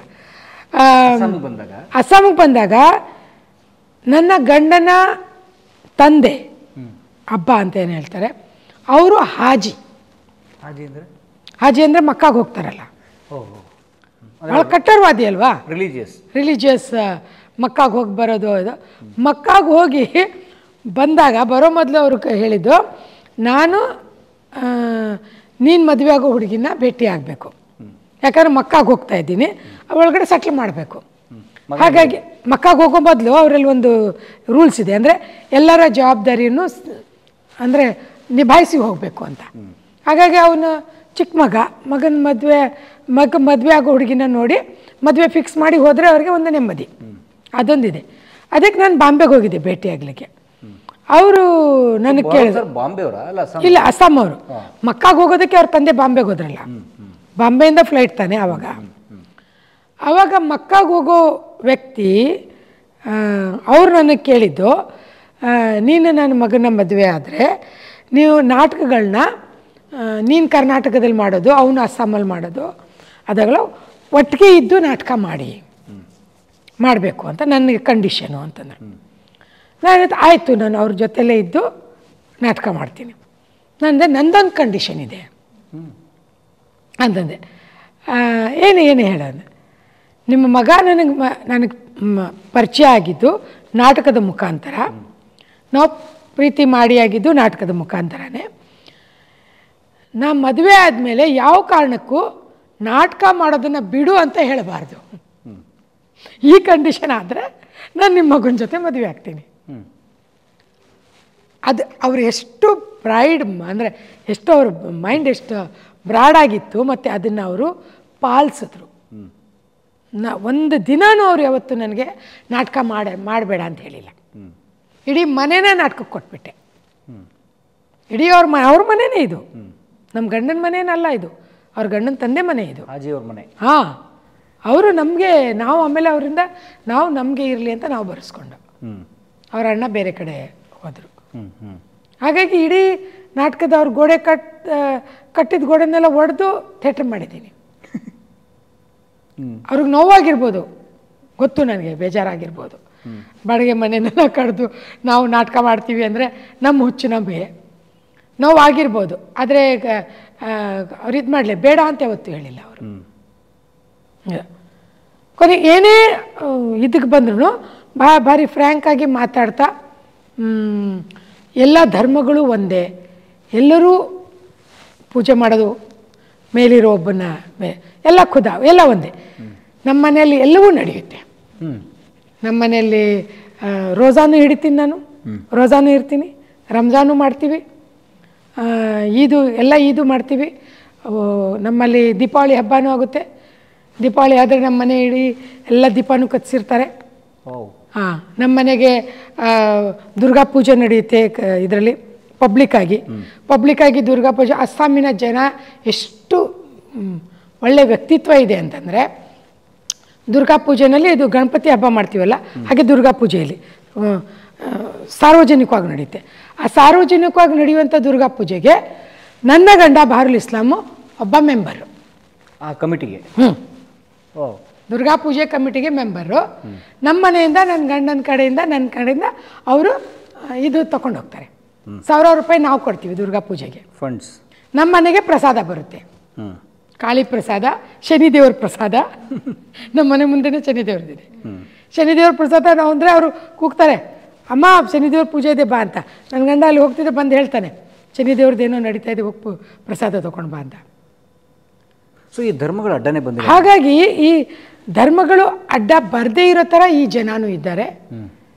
ಯಾವ ನೀವಿಬ್ರು ಇದ್ದೀರಿ, ನಾವಿದ್ದೀವಿ, ನಾವು ಇರಲೇಬೇಕಲ್ಲ. ಹಾಂ, ಅಲ್ಲ, ಅದು ಅಡ್ಡಿ ಆತಂಕಗಳು ಮಾಡ್ಕೊಂಡಿಲ್ಲ. ಈಗ ಎಲ್ಲೇ ನಮ್ಮ ಮನೆಯಲ್ಲಿ ಪೂಜೆನೂ ನಡೆಯುತ್ತೆ. ನಮ್ಮ ಮನೇಲಿ ಇದನ್ನು ಕುರಾನ್ ಶರೀಫ್ ಓದ್ತೀವಿ. ಈಗ ಹೋದ ವಾರ ಕುರಾನ್ ಶರೀಫ್ ಮುಗಿಸಿದ್ದೀವಿ. ಪೂಜೆ ಆರಾಮಾಗಿ ಬೆಳಿಗ್ಗೆ ಸಂಜೆ ನಾನು ಪೂಜೆ ಮಾಡ್ತಾನೆ ಇರ್ತೀನಿ. ಇದು ಅಂದರೆ ನನಗೆ ರಂಗಭೂಮಿ ಕೊಟ್ಟಂಥ ದೊಡ್ಡ ಕೊಡುಗೆ ಇದು. ಅಥವಾ ನಮ್ಮ ವಾತಾವರಣದಲ್ಲಿ ಯಾರೂ ಇಲ್ಲ. ಈ ಅಸ್ಸಾಮಿನಲ್ಲಿ ಈ ಜಾತೀಯತೆ ಬಗ್ಗೆ ಯಾವ ಇದಿಲ್ಲ. ಧರ್ಮಗಳ ಎಲ್ಲರ ಹೆಸರು ಒಂದೇ. ಬರುವ, ಸೈಕಿಯಾ, ಹಜಾರಿಕಾ ಹಿಂದೂನಲ್ಲೂ ಇದ್ದಾರೆ, ಮುಸ್ಲಿಮಲ್ಲೂ ಇದ್ದಾರೆ. ಓ, ಆ ಸರ್ನೇಮ್ಗಳು. ನಮ್ಮ ಪಕ್ಕದ ಮನೆಯವರು ಬ್ರಾಹ್ಮಣರು. ಅವ್ರ ಮದುವೆ ಆಗುತ್ತೆ. ಅವ್ರ ಮದುವೆನಲ್ಲೂ ಮಟನ್ ಮಾಡ್ತಾರೆ, ಫಿಶ್ ಮಾಡ್ತಾರೆ, ಚಿಕನ್ ಮಾಡ್ತಾರೆ, ಬೇಳೆ ಸಾರು ಇರುತ್ತೆ. ನಮ್ಮನೆ ಇಸ್ಲಾಂ ಮನೆ. ನಮ್ಮನೆ ಮದುವೆನಲ್ಲೂ ಚಿಕನ್ನು ಇರುತ್ತೆ, ಮಟನ್ನು ಇರುತ್ತೆ. ಅವರು ನಮ್ಮ ಮನೇಲಿ ಬಂದು ಊಟ ಮಾಡ್ತಾರೆ, ನಾವು ಅವ್ರ ಮನೆಗೆ ಹೋಗಿ ಊಟ ಮಾಡ್ತೀವಿ. ಈ ಸಂಸ್ಕೃತಿ ಊಟ ಮಾಡುವ ಸಂಸ್ಕೃತಿ, ಊಟದ ತಟ್ಟೆ ಒಂದೇ ನಮ್ಮದು. ಬಹುಶಃ ನನಗನ್ಸುತ್ತೆ ಊಟದ ತಟ್ಟೆ ಒಂದೇ ಆಗಿರೋದ್ರಿಂದ ಆ ರುಚಿ ಬೇರೆ ಬೇರೆ ಆಗಲಿಲ್ಲ, ಆ ತಾರತಮ್ಯಗಳು ಬೇರೆ ಬೇರೆ ಆಗಲಿಲ್ಲ. ಈ ಕರ್ನಾಟಕದಲ್ಲೇ ನನಗೆ ಗೊತ್ತು, ಚಿಕನ್ ತಿಂತಾರೆ ಅಂದರೆ ಅವ್ರು ಮನೆ ಕೊಡೋಲ್ಲ, ಬಾಡಿಗೆ ಕೊಡೋಲ್ಲ. ಓನ್ಲಿ ವೆಜ್ ಅಂತ ಮೊಟ್ಟೆ ಬೇಯಿಸ್ತಾ ಇದ್ದಾರೆ ಅಂದರೆ ಪಕ್ಕದ ಮನೆಯವ್ರು ಕೂಗಾಡ್ತಾ ಇರ್ತಾರೆ. ನಮ್ಮ ಅಕ್ಕನೇ ಪ್ರಾಬ್ಲಮ್ ಫೇಸ್ ಆಗ್ತಾರೆ. ನಮ್ಮ ಮನೇಲಿ ಚಿಕನ್ ಬೇಯ್ತಾ ಇದ್ರೆ ಇನ್ಯಾರೋ ನಿಮ್ಮ ಮನೇಲಿ ಏನೋ ಸ್ಮೆಲ್ ಬರ್ತಾ ಇತ್ತಪ್ಪ ಅಂತ ಮುಖ ಸಿಂಡ್ರಿಸ್ಕೊಳ್ತಾರೆ. It's the bad. ಅವರವರ ಊಟ ಅವ್ರವ್ರು ಮಾಡಲಿ, ಅವರ ಆಹಾರ ಕ್ರಮ ಅವ್ರು ಮಾಡ್ತಾರೆ. ಯಾವುದು ಮೇಲಲ್ಲ, ಯಾವುದು ಕೀಳಲ್ಲ. ಕುವೆಂಪುರು ಹೇಳಿಲ್ವಾ, ಇಲ್ಲಿ ಯಾರು ಮೇಲಲ್ಲ, ಯಾರು ಕೆಳಗಲ್ಲ. ಹಾಗಾಗಿ ಯಾವುದೂ ಅಲ್ಲ. ಇಲ್ಲಿ ಅಸ್ಸಾಮಲ್ಲಿ ಆ ತಾರತಮ್ಯವೇ ಇಲ್ಲ, ಆ ಗಾಳಿನೇ ಇಲ್ಲ. ಹಾಗಾಗಿ ಬಹುಶಃ ಬೇರೆ ಸಮಸ್ಯೆಗಳಿದೆ, ಬೇರೆ ಭಾಳಷ್ಟು ಸಮಸ್ಯೆಗಳಿದೆ. ಟೀ ಗಾರ್ಡನ್, ಅದು ಸೆಂಟ್ರಲ್ ಜೊತೆ ಇದು ಆಲ್ಫಾ ಉಲ್ಫಾ, ಅದು ಟೆರರಿಸ್ಟು, ಅದು ಇದು ಅದೆಲ್ಲ ಭಯಂಕರವಾದ ಸಮಸ್ಯೆಗಳಿದೆ. ಅಂದರೆ ಅಸ್ಸಾಮಿ ಜಾತಿನ ಉಳಿಸ್ಕೊಳ್ಳೋದಕ್ಕೆ ಮಾಡೋದಕ್ಕೆ ಅಂಥ ಸಮಸ್ಯೆಗಳಿದೆ. ಬಾಂಗ್ಲಾದೇಶದಿಂದ ಭಾಳಷ್ಟು ಜನ ಬರ್ತಾರೆ ಹೋಗ್ತಾರೆ. ಇಲ್ಲಿಯವ್ರಿಗೆ ಜಾಗ ಇರೋಲ್ಲ, ಇಲ್ಲಿಯವ್ರಿಗೆ ಕೆಲಸ ಇಲ್ಲ. ಆಯಿಲ್ ಅಷ್ಟೆಲ್ಲ ಆಯಿಲ್ ಬೆಳೀತಾ ಇದ್ದಾರೆ, ಆಯಿಲ್ ಇದೆ, ನಡೆಸೋದೆಲ್ಲ ಹೊರಗಡೆಯವರು, ಜಾಬ್ ಎಲ್ಲ ಹೊರಗಡೆಯವ್ರಿಗೆ. ಅಸ್ಸಾಮೀಸ್ ಜನಗಳಿಗೆ ಸಿಟ್ಟು ಬಂದೇ ಬರುತ್ತಲ್ವ. ಟೀ ಗಾರ್ಡನ್ ಬೇಕಾದಷ್ಟಿದೆ, ಇಡೀ ವರ್ಲ್ಡ್ಗೆ ಟೀ ಹೋಗುತ್ತೆ. ಆ ಟೀ ಗಾರ್ಡನ್ ಮಾಲೀಕರು ಬೇರೆಯವರು, ಕಂಪ್ನಿ ನಡೆಯೋದು ಬೇರೆ ಕಡೆ, ವ್ಯಾಪಾರ ಬೇರೆ. ಮಾಲೀಕರು ಇವರಾದ್ರೂ ವ್ಯಾಪಾರದ ವಹಿವಾಟುಗಳು ಬೇರೆ. ಭಾಳಷ್ಟಿದೆ ಸಮಸ್ಯೆಗಳು. ಅದು ಪೊಲಿಟಿಕಲ್ ಆಗಿ ಹೋದರೆ ಇನ್ನು ಫ್ಲಡ್ ಪ್ರಾಬ್ಲಮ್, ಪ್ರವಾಹ ಏನು ಹೇಳ್ತೀರಿ? ಪ್ರವಾಹ ಒಂದು ಕಡೆ ಕೊಚ್ಕೊಂಡು ಹೋಗ್ತಾ ಇದ್ರೆ ಯಾವ ಹಿಂದೂ ಯಾವ ಮುಸ್ಲಿಂ ನೋಡುತ್ತೆ ಅದು? ಎಲ್ಲರನ್ನೂ ಎತ್ಕೊಂಡು ಹೋಗುತ್ತಲ್ವಾ? ಹಾಗಾಗಿ ಎಲ್ಲರೂ ಒಟ್ಟಿಗೆ ಇರಲೇಬೇಕು. ಈ ಜಯಂತ್ ಕಾಯ್ಕಿಣಿಯವರ ಇದರಲ್ಲಿ ನಾವು ಕೊನೆಯಲ್ಲಿ ಮಾತಾಡೋ ಭಾಷೆ ಅದೇನೆ. ಅಪ್ಪ, ನಾವು ಪ್ರವಾಹ ಬಂದಾಗ, ಫ್ಲಡ್ ಬಂದಾಗ ನಾವೆಲ್ಲರೂ ನದಿ ಒಳಗಡೆ ನುಗ್ಗಿ ನಮ್ಮ ಜಾನುವಾರುಗಳನ್ನ ಇದನ್ನು ಬಚಾವ್ ಮಾಡಿದ್ದೀವಿ. ಈಗ ಹೇಗಪ್ಪ ನಾವು ಬೇರೆ ಆಗಿಬಿಟ್ಟು? ಅದು ಭಾರಿ ಚೆನ್ನಾಗಿ ಇಲ್ಲಿಗೆ ಸೂಟ್ ಆಗುತ್ತೆ ಅದು ಶಬ್ದಗಳು. ಈ ರೀತಿಯಾಗಿ ಅಂದರೆ ಬರೀ ನಾಟಕಗಳನ್ನ ಮಾಡೋದು ಅಥವಾ ಎಂಟರ್ಟೈನ್ಮೆಂಟ್ ಕೊಡೋದು ಅಷ್ಟೇ ಅಲ್ಲ, ಅದ್ರ ಜೊತೆಗೆ ಈ ರೀತಿಯಾದ ಕೆಲಸಗಳು ನಡೀತಾ ಇದೆ. ಮತ್ತು ನಾನು ಸ್ಪೆಷಲ್ ಮಕ್ಕಳಿಗೋಸ್ಕರ ನಾಟಕ ಮಾಡ್ತೀವಿ. ಅಂಗವಿಕಲ ಮಕ್ಕಳು ಅಥವಾ ಬ್ಲೈಂಡು ಅಥವಾ ಮೆಂಟಲಿ ರಿಟೈರ್ಮೆಂಟ್ ಮಕ್ಕಳು, ಅವ್ರ ಜೊತೆ ನಾಟಕ ಮಾಡಿ ಅವ್ರ ನಾಟಕಗಳು ಕನ್ನಡದ ಬಿ ವಿ ಕಾರಂತರ ಹೆಡ್ಡಾಯಣ ಮಾಡಿಸಿದ್ದೀನಿ, ಪಿಂಜರ ವಿದ್ಯಾಲಯ ಮಾಡಿಸಿದ್ದೀನಿ, ಕುವೆಂಪು ಅವರ ಇದು ಮಾಡಿಸಿದ್ದೀವಿ, ಅದು ಕಿಂದರ್ ಜೋಗಿ. ಈಗ ಒಂದು ಕಾಗೆ ಹಾಡು ಮಾಡಿಸ್ತಾ ಇದ್ದೀನಿ. ಅದು ಡೆಲ್ಲಿ ತನಕನೂ ಹೋಗಿದೆ, ಎಲ್ಲ ಮಕ್ಕಳನ್ನೂ ಕರ್ಕೊಂಡು ಹೋಗಿದ್ದೀನಿ ಡೆಲ್ಲಿಗೆ. ಅಲ್ಲೂ ಶೋಗಳ ಪ್ರದರ್ಶನ ಆಗಿದೆ. ಈಗಲೂ ಆ ಮಕ್ಕಳು ದೊಡ್ಡವರಾಗಿದ್ದಾರೆ, ಅವರು ಈ ನಾಟಕಗಳಲ್ಲಿ ಪಾತ್ರ ಮಾಡ್ತಾರೆ.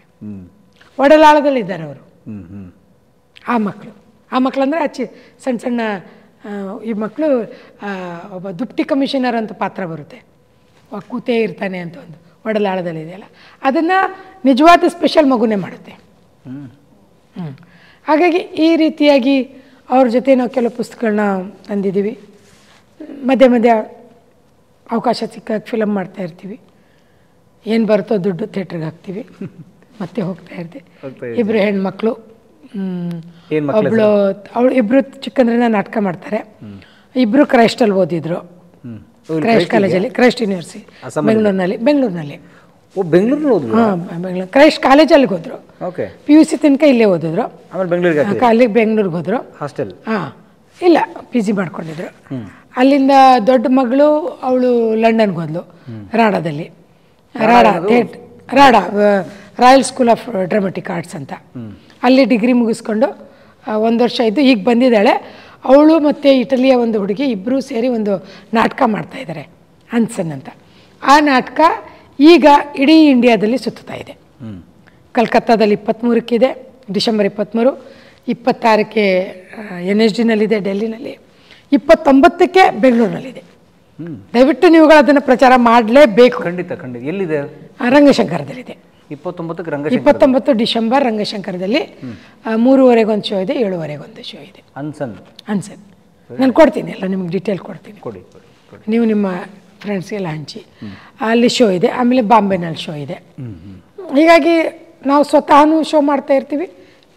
ಯಾರಾದರೂ ಇನ್ವೈಟ್ ಮಾಡಿದ್ರೆ ಅಲ್ಲಿಗೆ ಹೋಗ್ತಾ ಇರ್ತೀವಿ. ಏನಾದರೂ ಪ್ರಶ್ನೆ ಇದ್ರೆ ಕೇಳಿ, ನಾನೇ ಬಗ್ ಅಂತಿದ್ದೀನಿ. ಸೊ ನಿಮ್ಗೆ ಇನ್ನೂ ಟಯರ್ಡ್ ಆಗಿಲ್ಲ? 40 ವರ್ಷ ಆಯಿತು, ಟಯರ್ಡ್ ಆಗಿಲ್ಲ ನೀವು? 40 ವರ್ಷ ಆಯಿತು ನಿಮ್ಮ ರಂಗಭೂಮಿಯ ಪಯಣ. ಸುಸ್ತಾಗಿಲ್ಲ? ಇಲ್ಲ, ಸುಸ್ತು ಅನ್ನೋದು ರಂಗಭೂಮಿಗೆ ಬೇಕಾಗಿಲ್ಲ. So you not tired? ಬೇಕಾಗಿಲ್ಲ, ನನಗೆ ಬೇಕಾಗಿಲ್ಲ ಅದು ಸುಸ್ತು. ರಿಟೈರ್ಮೆಂಟ್ ಇಲ್ಲ?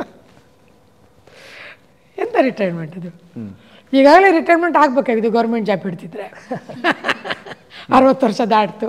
ಮನೆಗೆ ಬಂದು ಇಷ್ಟು ದೂರ ಬಂದು ಊಟ ಮಾಡಿದ್ರೆ ಯಾರು ಹೋಗಿಲ್ಲ. ಕಾರಂತರು ಬಂದಿದ್ದಾರೆ, ಕಂಬಾರು ಬಂದಿದ್ದಾರೆ, ಕಿರೀಶ್ ಕನ್ನಡ ಬಂದಿದ್ದಾರೆ, ಜಂಬೆ ಸರ್ ಬಂದಿದ್ದಾರೆ. ಜಂಬೆ ಬಂದಿಲ್ಲ. ಹಳೆ ಮನೆ BJಶ್ರೀ,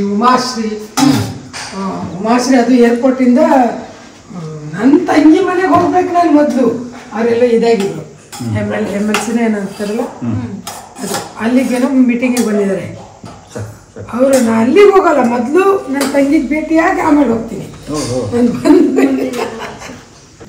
ನೋಡಿ, ಹಿರಿಯ ಕಲಾವಿದ್ರ ಮನೇಲಿ ಅಸ್ಸಾಮಿಗೆ ಬಂದು ಕೂಡ ಚಿಕನ್ ತಿನ್ನೋದು ಸೌಭಾಗ್ಯ ನಮಗೆ.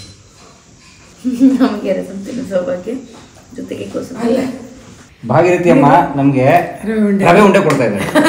ಅಸ್ಸಾಂನ ರವೆ ಉಂಡೆ. ಏನು ವಿಶೇಷ ನಿಮ್ಮ ರವೆ ಉಂಡೆದು? ಏನಿಲ್ಲ, ಎಲ್ಲ ಒಂದೇನೆ.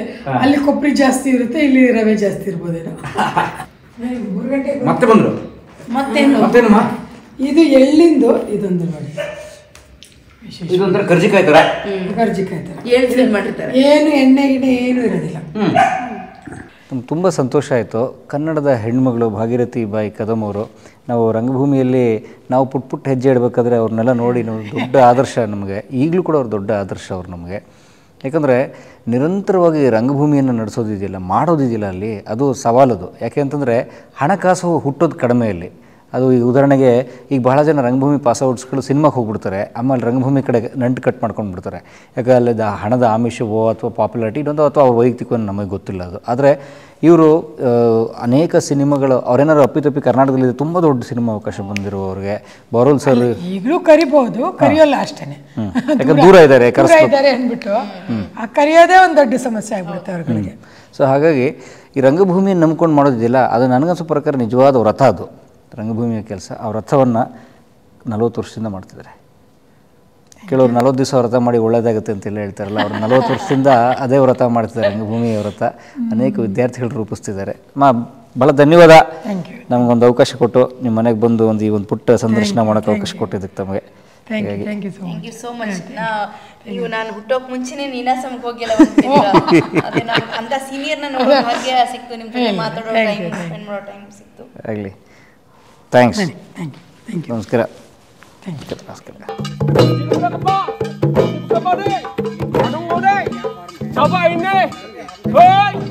ಕಲಾ ಮಾಧ್ಯಮದ ಎಲ್ಲ ಎಪಿಸೋಡುಗಳು ನಿಮಗೆ ಸಿಗಬೇಕು ಅಂತಂದ್ರೆ ಕಲಾ ಮಾಧ್ಯಮ ಯೂಟ್ಯೂಬ್ ಚಾನೆಲ್ನ ಸಬ್ಸ್ಕ್ರೈಬ್ ಮಾಡಿ, ಬೆಲ್ ಐಕಾನ್ನ ಕ್ಲಿಕ್ ಮಾಡಿ, ತಪ್ಪದೇ ಮಾಡಿ. ಈ ವಿಡಿಯೋ ನೋಡಿದ್ದಕ್ಕೆ ನಿಮಗೆ ತುಂಬ ಧನ್ಯವಾದಗಳು. ಪುಸ್ತಕಗಳನ್ನು ಓದು ಮನಸ್ಸನ್ನು ಅರಳಿಸುತ್ತೆ, ಬುದ್ಧಿಯನ್ನು ಚುರುಕು ಮಾಡುತ್ತೆ, ಕಾಣದ ಹೊಸಲೋಕವನ್ನು ಪರಿಚಯಿಸುತ್ತೆ. ಹಾಗಾಗಿ ಓದುವ ಸಂಸ್ಕೃತಿ ಹೆಚ್ಚಾಗ್ಲಿ. ಧನ್ಯವಾದ.